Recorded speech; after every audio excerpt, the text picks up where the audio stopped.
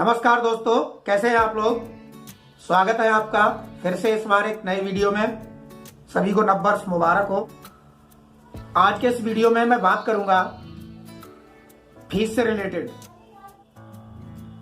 यह बात सही है कि प्राइवेट स्कूल्स सिर्फ फीस पर ही चलते हैं, फीस के आधार पर ही सैलरी और अन्य खर्चे निर्धारित होते हैं। लेकिन कहीं न कहीं फीस के चक्कर में विद्यालय संचालक, शिक्षक हित और छात्र हित को भूल जाते हैं।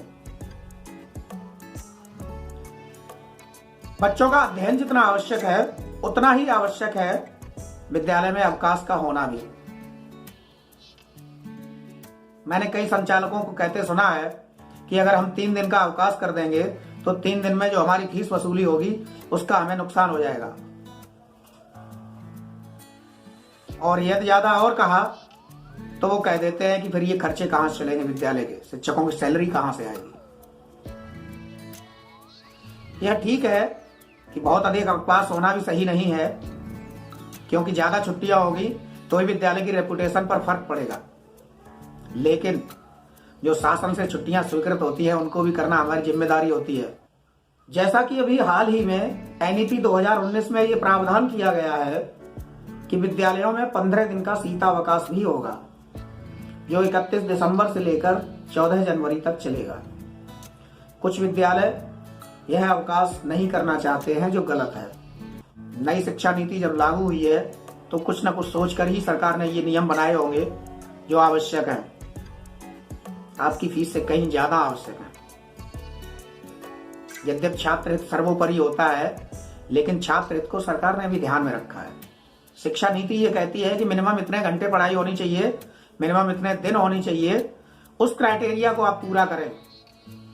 कैसे करना है ये विद्यालय संचालकों पर सरकार ने छोड़ा है, लेकिन इसका यह अर्थ कदापि नहीं है कि आप छुट्टियों पर कैंची चला दें। बहुत अधिक जब सर्दी होती है, बहुत अधिक गर्मी होती है, तो उसमें भी छात्र उस हिसाब से नहीं पढ़ पाते हैं जिस हिसाब से उन्हें पढ़ना चाहिए। यह आपको समझना ही होगा। एक बिंदु और मैं उठा रहा हूं। पिछले वीडियोज में मैंने कहा है, अगर आपने वो वीडियोज नहीं देखे हैं तो कृपया देख लें चैनल पर जाकर, और चैनल को सब्सक्राइब भी कर लें। कोई दिक्कत आ रही है तो कमेंट करें, जिससे कि उसका समाधान हो सके। तो मैं कह रहा था कि कुछ विद्यालय संचालक छात्रों को फीस के मुद्दे पर फीस के लिए रिस्पॉन्सिबल मान लेते हैं, छात्रों को निकाल कर बाहर कर देते हैं प्रार्थना की लाइन से ही, जो बहुत ही गलत है। खैर, प्रार्थना की लाइन से आपने थोड़ी बहुत देर के लिए निकाल दिया, इससे छात्र का अहित नहीं हुआ। लेकिन कुछ विद्यालय संचालक बहुत गलत करते हैं कि छात्र को क्लास से भी बाहर निकाल देते हैं, या तो उसे घर भेज देते हैं या उसे पूरे दिन कक्षाएं नहीं लेने देते हैं। क्या आपको पता है कि फीस ना देने में छात्र की क्या गलती है? वहां पर केवल अभिभावक जिम्मेदार है। अभिभावक रिस्पॉन्सिबल है फीस देने के लिए, ना कि छात्र। ये हो सकता है कि कुछ छात्र घर पे ना कहें जाके, लेकिन ऐसा बहुत कम ही मामलों में होता है। छात्र घर पे कहते हैं, और घर वालों की क्या समस्या है ये घर वाले ही आपको बता सकते हैं, न कि छात्र आपको बताएगा। लेकिन जरा सोचिए, आपने एक दिन की उसकी पढ़ाई का नुकसान कर दिया, उसकी भरपाई कौन करेगा? कोई नहीं।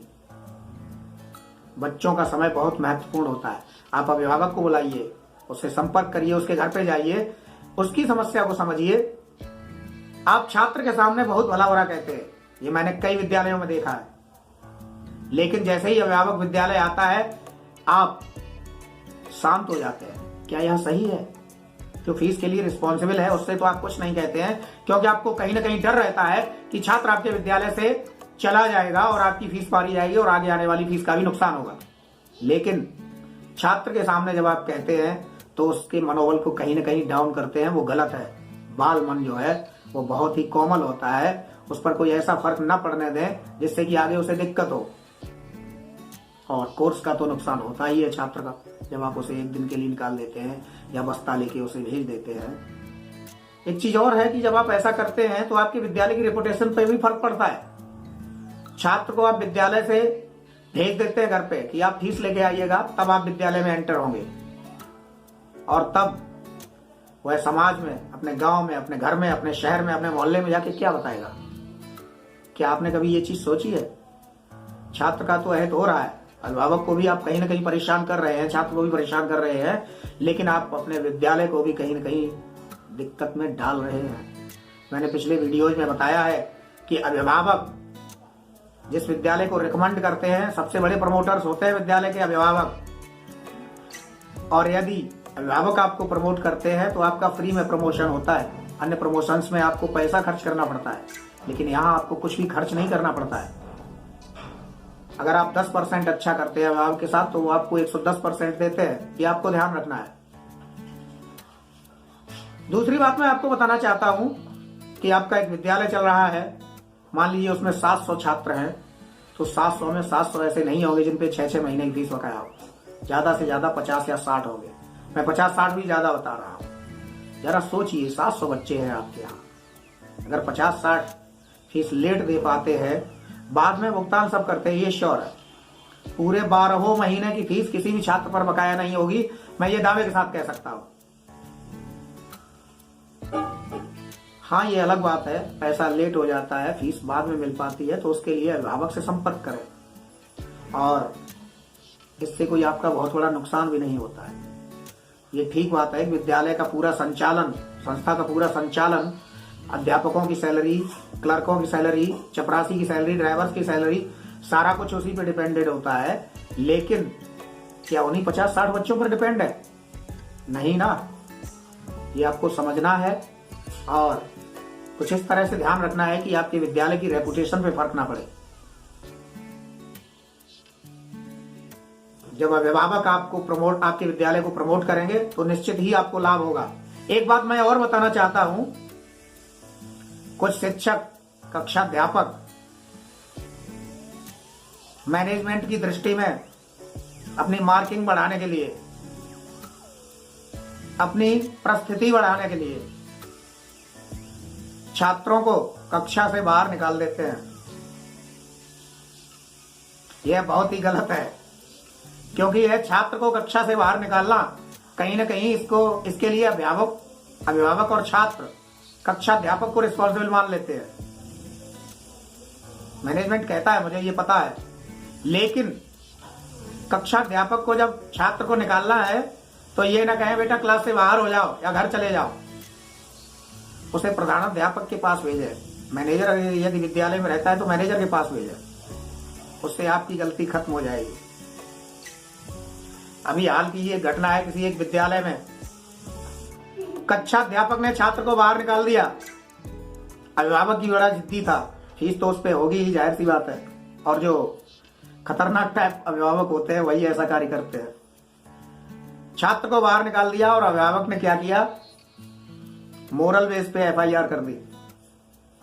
मोरल आप समझते हैं ना, अगर केस हो जाए और कोर्ट आदेश करे तो अभिभावक, मैनेजर सभी पिस जाते हैं उसमें। हालांकि मैं अभिभावक को प्रमोट नहीं कर रहा हूं ऐसा करने के लिए, क्योंकि विद्यालय भी आपका परिवार है और परिवार में ऐसे काम नहीं होते हैं। लेकिन कक्षाध्यापक को समझना होगा कि आप नंबर बढ़वाने के चक्कर में ऐसे कार्य ना करें, उसे डायरेक्ट प्रधानाध्यापक के पास भेज दें। प्रधानाध्यापक क्या निर्णय करता है ये उसकी समझ है, या मैनेजर क्या कार्य करता है ये उसकी समझ है। यह हम लोगों को नहीं समझना है, ये अध्यापक को नहीं समझना है। बस ये है कि आप अपनी ड्यूटी करें, प्रधानाध्यापक अपनी ड्यूटी करेगा और मैनेजमेंट अपनी ड्यूटी करेगा।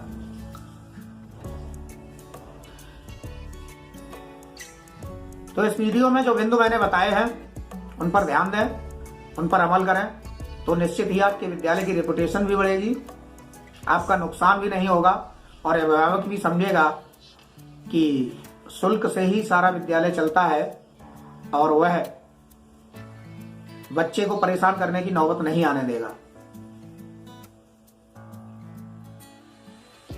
आपको ये वीडियोज कैसे लग रहे हैं कृपया कमेंट सेक्शन में बताइएगा। यदि किसी विषय पर आपको वीडियो बनवाना है तो उसके लिए भी लिखिएगा। लाइक, कमेंट और शेयर करते रहिएगा, चैनल को सब्सक्राइब करिएगा। आगे बहुत ही अच्छे विषयों पर मैं वीडियो लाने वाला हूं जो सभी के लिए सही होंगे, अच्छा कंटेंट होगा, जो शायद आपको यूट्यूब पर आगे पहले ना मिला हो, या मिला भी हो तो इस जैसा ना मिला हो, तो आप चैनल को सब्सक्राइब अवश्य करिएगा। रिकमेंड करिएगा जिनको इस चैनल की आवश्यकता है, जिससे कि वे इस चैनल को सब्सक्राइब करें और वीडियोज को देखें और उनसे लाभ लें।